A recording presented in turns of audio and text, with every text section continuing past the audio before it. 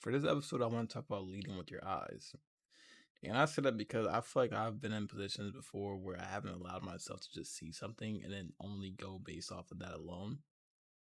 And instead of just doing that, I just kind of lead it. I kind of led with what my heart was feeling in the moment. I led with what my second guesses were. I led with what my body felt the most was right, or what my soul kind of ached for, what it yearned for, whatever word you want to use or describe it as. That's the direction I chose to take. But majority of the time, your eyes are the only thing that's going to be as truthful and raw and genuine to you more than anything else, because your eyes are going to see what it is, and that isn't going to lie to you. It can. Don't get me wrong. You can still be deceived visually, but not as often as you could be deceived emotionally. Not as often as your brain may even second guess itself at times and deceive itself. Not as often as your body can be deceived off a feel, off a touch.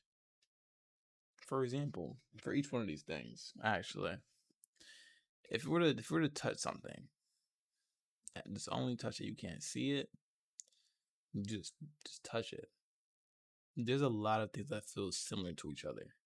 So the possibilities of you getting that thing wrong off touch alone is decently high. Same thing with emotions. There's a lot of emotions that are very similar to one another. So thinking that you feel something, that you can identify an emotion based off of a little bit of exposure to it can oftentimes mess you up. Very much so.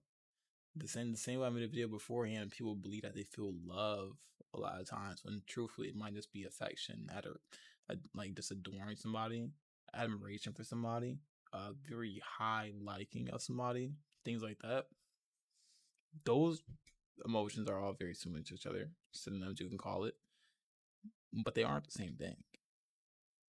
But you're gonna easily get it all jumbled up together to where you think they're the same thing, to where you think you understand how you feel, and you think you know what it is when you probably don't. And the heart has been broken more times than anything else in your body I can imagine. And you know deep down your heart has led you down a lot of paths and a lot of bad decisions already. So that's the least thing you should be going based off of, just because you desire something, just because you felt something emotionally, just because you felt attached to something. And in the brain, you've probably thought about something multiple times. You overthought it, you second guessed it. And that right there is what allowed you to deceive yourself. Put in so much thought and so much time into trying to figure out what's the best route that you can take. And thinking that just because you invested so much time trying to weigh the pros and cons of each narrative, that you still had the right answer when you probably didn't, because you were trying to justify it so much that being just about it is what made you pick the wrong decision, when you could just took it for what it was and you didn't have to try to find a way to make it any more of whatever you wanted to try to make it. If somebody disrespected you, and instead of taking it as just upfront disrespect, you try to give more reason to it. You try to give more of a just narrative when it didn't deserve just narrative. You got disrespected. And only occasionally will you do that. Sometimes we do just take it for what it is, but the problem is we don't do that enough, to me anyways. At least I feel as such. I feel as though we can honestly make more decisions without believing as though we have to first try to undermine the real meaning of what that situation and that action was. When we can just make a decision, we're too scared to make anything impulsive, which is good.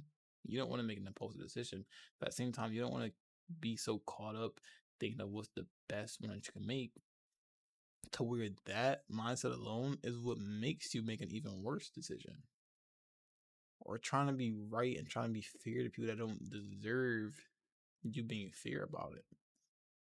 If they can make a decision that where they only put 2 seconds of thought into that decision, why are you sitting there for 20 minutes trying to find a way you can react to it, and how do you respond to that decision?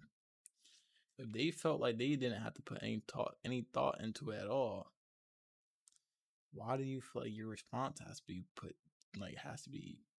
thought about when it doesn't? it's just something that kind of it's just something that kind of speaks to me a little bit because I understand how it is to allow a different piece of yourself to be the forefront of a lot of decisions when you should have just took it for what it was and just seen it, and then that was it. You should have seen it, and you should have called it dear. But trying to be the bigger person, trying to be the more rational person, trying to be the more emotional person, emotionally intelligent person, trying to be whatever, adhere to what your body felt in the moment or what your soul may have felt. It kind of allows you to make the third decisions more than anything, not the first, not even the second, but the third one.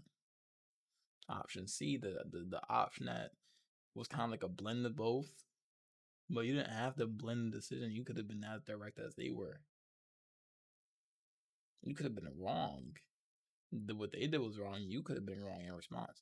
And not saying that you should ever like stoop down to somebody else's level, but you don't have to. You don't have to take away from yourself to prove that you're better than somebody. Especially if because by doing that you disrespect yourself just as much as they did. And that's the problem. That's the problem I have, at least. Because I enjoy understanding that I can be the bigger person here. I enjoy understanding that I can do right even when I was done wrong. However, thinking that is also going to make you do wrong to yourself occasionally because you're so even amidst taking damage, you want to prevent damage being done to them. But doing that sometimes may make you take even more damage. But like I said, strictly just lead with your eyes because a lot of times, like I said, that isn't going to do you wrong. That isn't going to mislead you. And no one's ever going to tell you going blindly. I can promise you that. Going in blindly is the most dangerous thing you could do. No one's going to tell you to go in blind. But people will often tell you to not get attached to somebody or something. To not be too emotional about something. To not feel for it the way you want to feel for it. To not think about something as much as you do. Don't think about it. Don't overthink it. Right. Don't. The Bible says, deny the flesh. Do not listen to the flesh. The soul is a little more tricky because your soul is the real you, and it does oftentimes possibly know what you want or what decisions you could take. But it isn't gonna give you the most clear answer. I'll say that much. It might feel it. It might kind of have an idea, but it's not gonna be as clear, I should say, as the eyes are gonna be. And for a piece of us that's allowed us to see so many things before it even came, to only then neglect it in the decisions that it's mattered the most, is more so disrespect to it than anything else. But we've all done that. At least I know I've done that a lot of times where it's like, my eyes are allowing me to do so much, to see so much, to embrace so much. However, when it really matters to depend on it and depend on strictly going with what I see, I believe that for some reason my heart knows better. My brain knows better. My body knows better. So why should I allow my eyes to be what navigate me when what I'm feeling is just somehow more important, more knowledgeable, more correct? So you know what? Instead of oh yeah, I see how it is. Nope. What does my heart think? Yeah, that's what we're gonna do. I don't. You should not do that. But we do that because it feels the strongest. It speaks to us the loudest. Oftentimes, as much times I wanted to see something and just be like, well, that's clear as day. Nothing more to it. My brain has to rationalize a little bit more and be like, that could be it, but there may be more to it. For example, let's say you're left undelivered or something. Right, more common experience. Let's say you're left undelivered, and it's been hours on that. It's been like 4+ hours. Now you see, you haven't got any response back for this long. And let's say you also know this person isn't typically doing stuff around that time of day, or you may have even seen them active on something else. You see it how it is, right? I'm undelivered. They're not busy. Therefore, I'm not a priority. I'm not important. That's how it comes off. That's how you see it. But then your brain has to think about it a little more like, nah, maybe they just want to have a little bit of alone time. Maybe they just want to kind of decompress on their own without having to worry about, thinking about other people right now. Maybe they actually are busy right now. Maybe like just whatever. The brain's gonna try to think of ways to undermine the situation and make your eyes feel wrong about what you actually see. Same with your heart. Your heart's gonna tell you like doesn't matter. You still like that person. You still enjoy that person's presence. You still know that the minute that you do get a text back, even if it is 8 hours later, you're still gonna be just as happy about it. So who cares if you're on deliver now? This person still means however much to us. Then your body, on the other hand, when your body might see that you're on delivered, it just kind of it might lock up. It might it might feel more tense. Might feel more frustration when you see that, or the opposite. Might might shake a little bit, thinking like maybe it wasn't an important text. Maybe you sent an antsy text message that you weren't too sure of. It was a little bit risky. So then seeing that they haven't responded, that kind of adds you a little have more anxiety built up. Or your soul, for example, your soul still might yearn for this person. So despite them not showing all that much interest in you, clearly, you know that you still seek and you still ache for this person. So who cares what your eyes see in that moment? But your eyes are gonna tell you what it is more times than it isn't. Because at the end of the day, it's like keep it simple. If that person did think about you as much as you thought about them, you would have a text back. So it's like as much as you can be considerate, and I'm not sure if I'm making a video on consideration yet, but I should if I haven't. But it's like yeah, as much as you can be considerate and kind of try to think from their shoes, a lot of times you just have to take things for what they are. And you can't risk trying to be too lenient with certain people or too lenient with the situation itself and think just because you felt something or thought something in that moment that it's that instead of what you see.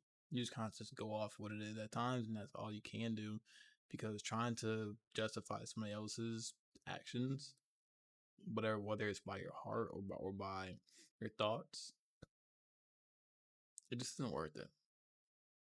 Because if you could do that for one thing, they might believe that you could do that for another, and that's just not what you should be doing. It's something that is disrespectful. It's disrespectful.